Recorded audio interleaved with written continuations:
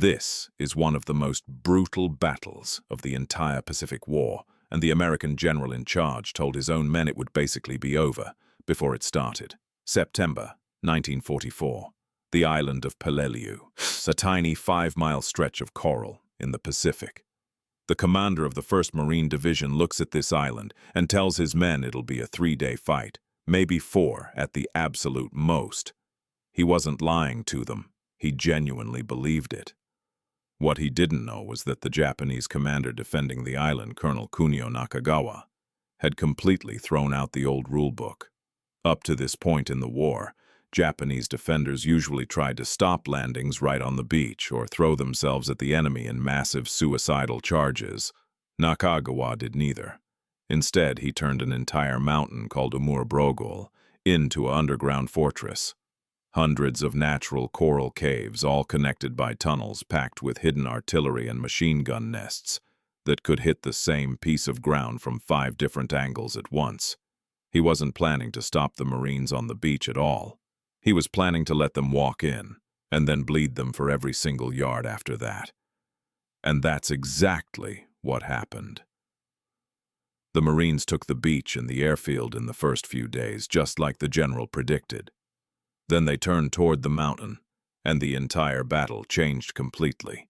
Enemy fire was coming from caves nobody could even see, sometimes from 3 or 4 directions simultaneously. Napalm got used against dug-in positions, only the 2nd time in the entire Pacific War it had been deployed. Days turned into weeks. Entire Marine regiments got so badly chewed up that the Army's 81st Infantry Division had to be brought in, just to keep the offensive moving forward at all. What was supposed to be a 4-day battle stretched into 74 days. Some of the fiercest, most exhausting, cave-by-cave fighting American troops faced anywhere in the entire war.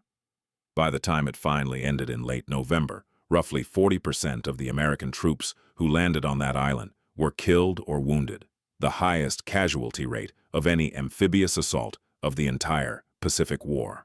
And here's the brutal irony buried in all of it. Nakagawa built that fortress to bleed the Americans dry and stop their advance completely. Instead, his own men ended up sealed inside those same caves, trapped, cut off, with no way out and no way to be resupplied. The fortress built to be unbreakable for the Japanese became the very thing that destroyed them. Nakagawa himself never surrendered. In his final message, he said his sword was broken and he had run out of spears. The island itself, strategically, barely mattered in the end. But the tactics born in those caves changed how both sides fought for the rest of the war.